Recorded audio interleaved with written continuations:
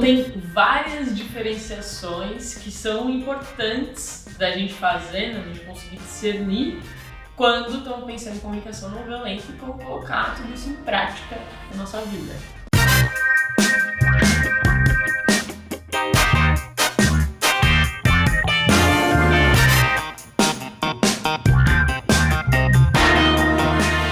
Quando a gente começa a estudar comunicação não violenta, a gente percebe que muitos dos nossos conflitos, dos nossos problemas de comunicação acontecem por conta dos nossos julgamentos, por conta do que a gente acredita que é certo e que as coisas deveriam funcionar dessa forma. E aí quando as pessoas têm esse contato, quem começa a praticar CNV e percebe que então um dos nossos maiores problemas são os nossos julgamentos, as pessoas pensam, então tem que parar de julgar. Mas isso não vai acontecer. Então, os julgamentos, eles vão aparecer na sua mente. Agora, existe uma diferença enorme entre juízo de valor e julgamento moralizador.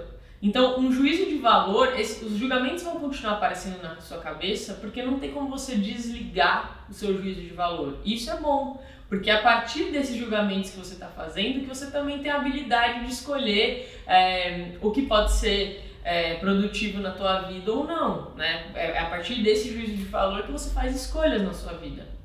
Só que o problema é quando você começa a achar que exatamente esse seu juízo de valor, que foi construído a partir das experiências que você teve acesso, né, dentro do seu mundo, que então é esse o juízo de valor certo e que as demais pessoas também deveriam estar julgando o mundo, lendo o mundo de acordo com esse seu juízo de valor. Então, a partir do momento que você começa a achar que é esse seu juízo de valor que é o certo, aí sim começa a gerar conflito, porque você começa a ficar fechado no teu mundo como se você fosse a medida do mundo. Então, julgamento vai continuar tendo, mas é importante a gente ter um senso crítico em relação ao nosso julgamento e realmente conseguir ampliar a visão e ter até uma curiosidade para saber qual é o juízo de valor das outras pessoas. Por que será que elas veem o mundo tão diferente da maneira que eu vejo? No que será que elas acreditam? Quais será que foram as experiências às quais essas pessoas tiveram acesso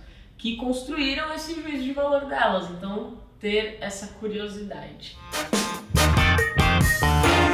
Então, o Gandhi costumava dizer, não é porque algo é habitual que ele é natural. Então a gente vê, por exemplo, algo que é habitual hoje na sociedade é a competição, é a violência.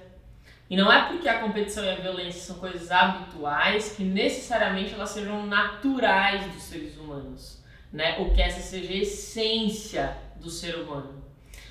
Na verdade, tem um biólogo holandês chamado Frans de Waal. Ele escreveu um livro chamado A Era da Empatia. Porque ele percebe que muito disso, da gente acreditar que o ser humano é essencialmente violento e competitivo, é porque a gente se baseia nas leis da biologia, né, da natureza, para construir a nossa sociedade. Então, que a gente olhou para a teoria da evolução e entendeu de maneira equivocada que o processo de evolução selecionava os indivíduos mais fortes, então que é a sobrevivência do mais forte. E aí então a gente pode ter dentro da nossa sociedade, dentro do mundo corporativo, a competição, porque é a sobrevivência do mais forte, porque isso é o natural, entendeu? É isso que acontece na natureza. E ele escreve esse livro para mostrar então que na verdade a colaboração é uma força tão importante quanto a competição nesse processo de evolução. E que nunca foi dito por Darwin que é a sobrevivência do mais forte, e sim do mais adaptado. E muitas vezes é a conseguir colaborar que faz com que esse indivíduo então esteja mais adaptado para sobreviver às forças ambientais que ele está sofrendo ali. Então é muito importante a gente saber que a essência humana, a natureza humana, ela não é puramente competitiva e violenta, como a gente tende a interpretar por ver tanto isso acontecendo ao nosso redor, né? Que a natureza humana ela é também de muita colaboração e empatia. O bebê da espécie humana ele é totalmente dependente de outros seres humanos. Se não fosse a nossa capacidade de ter empatia por outro ser humano, a nossa espécie poderia estar fadada à extinção assim, em uma geração.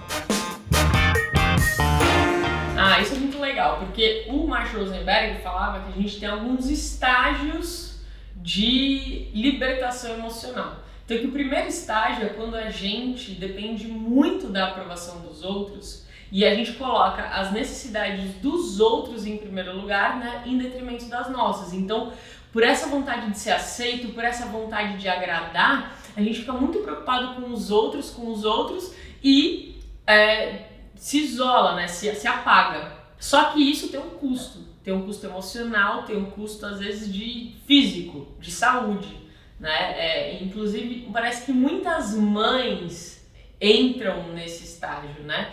Que é uma total dependência da emoção dos outros, né? Então eu tô aqui no início para agradar, movida por uma culpa, né? Por um peso enorme de responsabilidade. Só que chega um momento que essa pessoa que nunca está se colocando em primeiro lugar, que ela também fala, chega! Agora sou eu, agora é a minha vez. Quem nunca escutou, né, de repente a sua mãe mesmo dizendo isso, agora não aguento mais, agora vai ser eu, né? Que a pessoa está cansada desse processo de dependência emocional, ela quer a independência, ela quer satisfazer as necessidades dela. E aí muitas vezes a pessoa realmente consegue falar, não, agora sou eu vou olhar pra mim e não vou me importar com vocês. E que a gente acha que dá pra viver assim, ou sendo muito dependente ou sendo completamente independente. Né? E aí quando a gente tá nesse eu vou ser completamente independente, a gente tá na fase de ranzinza, né? Então agora eu vou cuidar de mim. Então a gente fica muito, né, ou eu cuido dos outros ou eu cuido de mim. E aí tem a terceira fase, que é da libertação emocional, que é como eu cuido de mim e dos outros. Como que a gente está juntos pensando nesse cuidado, né? Então, que é simplesmente reconhecer. Não dá para ser totalmente dependente, não dá para ser totalmente independente. Nós somos essencialmente interdependentes. Então, a partir do momento que eu reconheço isso, como que eu, a partir da minha linguagem, demonstro que eu me preocupo com as suas necessidades e ao mesmo tempo com as minhas. Existem muitas palavras que a gente usa para expressar um sentimento que na verdade não são sentimentos. São palavras que falam sobre o comportamento de uma outra pessoa. Então, por exemplo, eu estou me sentindo ignorada. Eu estou me sentindo manipulada, né? Eu estou me sentindo, eu estou sentindo que ninguém me escuta. Nenhuma dessas coisas são sentimentos, mas a gente está usando para descrever um sentimento. E isso pode gerar muito ruído na comunicação. Porque se eu viro para você e falo, olha, eu estou me sentindo ignorada, o que na verdade eu estou dizendo? Que você está me ignorando. E isso pode gerar uma resistência. Pode fazer com que você não continue tendo vontade de me escutar. Agora, é muito diferente se eu falar, olha, eu perguntei algo pra você e você nunca me deu a resposta e agora eu tô mal com isso, tô meio triste assim de não ter recebido uma devolutiva. Tô frustrada porque seria importante pra mim, enfim, depende do contexto. Quando você fala de você, aí sim você tá falando de um sentimento. Então, é importante fazer essa diferenciação para não gerar tanta resistência na pessoa que está escutando. Agora, comunicação não violenta é sobre conseguir estabelecer um acordo com o outro. Quando existe um acordo, existe comunicação. Essas palavras de pseudo-sentimentos, em geral, a gente não tem o mesmo acordo do que é estar sendo ignorado, do que é manipulação, do que é traição. Então, quando eu falo que eu estou me sentindo ignorada, se eu estou bem conectada com a pessoa, se existe acordo entre a gente, isso provavelmente não vai gerar resistência com ela. Mas se não tem esse acordo, vai. Então, mais importante do que ficar fazendo uma lista de sentimentos e uma lista de pseudo-sentimentos é lembrar. Quando eu falo do outro, quando eu estou usando a minha linguagem para julgar a atitude do outro, a chance de isso gerar resistência é maior. Quando eu uso a minha linguagem para falar de mim, do que acontece comigo a partir das situações, eu tendo a conseguir uma abertura maior do outro.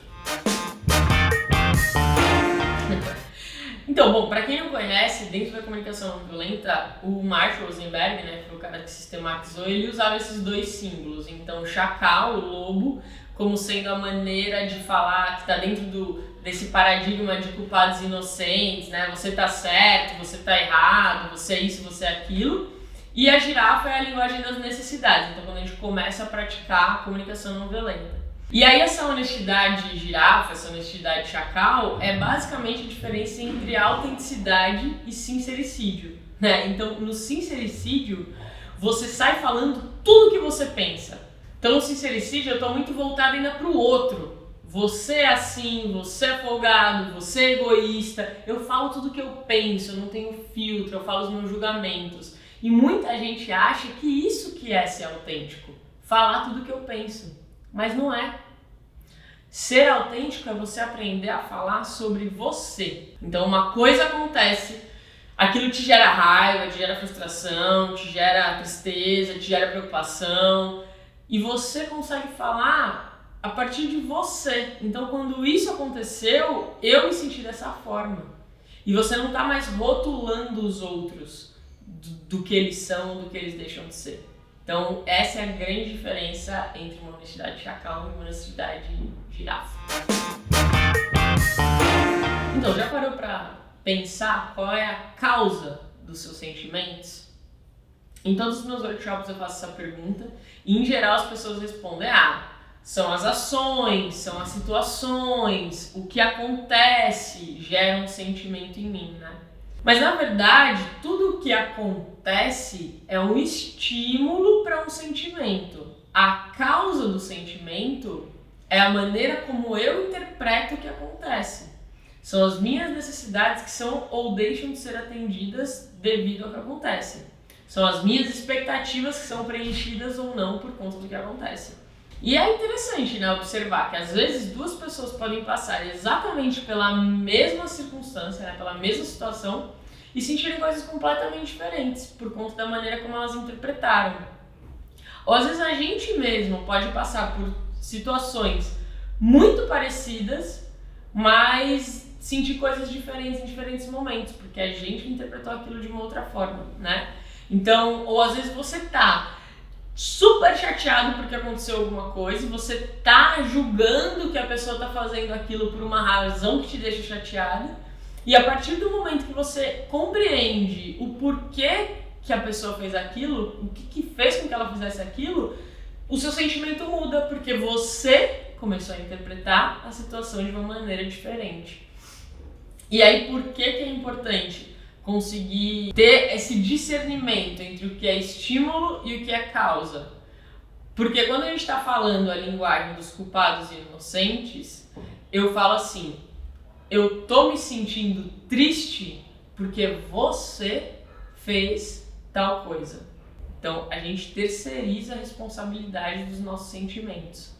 Quando eu começo a entender que o que aconteceu foi um estímulo e não a causa do meu sentimento, que a causa do meu sentimento é então uma necessidade minha que está ou não sendo atendida, aí eu consigo falar: eu tô me sentindo assim porque eu gostaria de ter mais isso, porque pra mim é importante tal coisa, porque eu tinha uma expectativa. Então você começa a assumir uma responsabilidade de que daquele conflito você faz parte. E, de novo, não é pra você então se culpar por aquele problema, não é isso, mas pra você entender o que foi o estímulo e qual parte daquele estímulo cabe a você reconhecer que você tinha uma expectativa sobre aquilo, né? E aí fica mais justo, mais maduro, mais responsável quando a gente faz isso e estimula outras pessoas a fazerem isso também. Porque daí a gente começa a ter grupos de pessoas que cada um ali se responsabiliza pelo que sente. E, de novo, lembra do princípio da interdependência? Não porque se vira aí nós somos independentes, não. O estímulo está aqui, o estímulo está criando essa interdependência. mas como cada um está filtrando, aí é individual. Bom, então, essa coisa de ser girafa, né? Que é basicamente praticar a CNV. O Marshall, ele sistematizou um método, né? Para quem já leu o livro, tem lá. Então tem 2 grandes eixos, empatia e autenticidade. Tem 4 passos, observação, sentimentos, necessidades, pedidos. Tem as diferenciações dentro desses passos. Então é como se existisse um método. E quando a gente olha para esse método e tenta seguir esse método, a gente vai estar fazendo girafa, né? Então, assim, eu nem tô vivo pro que tá acontecendo, eu tô preocupado em falar o método, tô preocupado em gerar os 4 passos, né? A pessoa começa até a falar assim, tenho necessidade de compreensão, você tem necessidade, né? Que necessidade não é uma palavra que se fala muito, geralmente não gera muita conexão com as pessoas. Agora, o ser girafa é quando você entende o que está por trás desse método. O que a gente quer? Qual é o objetivo da comunicação não violenta? O objetivo da comunicação não violenta é gerar conexão humana.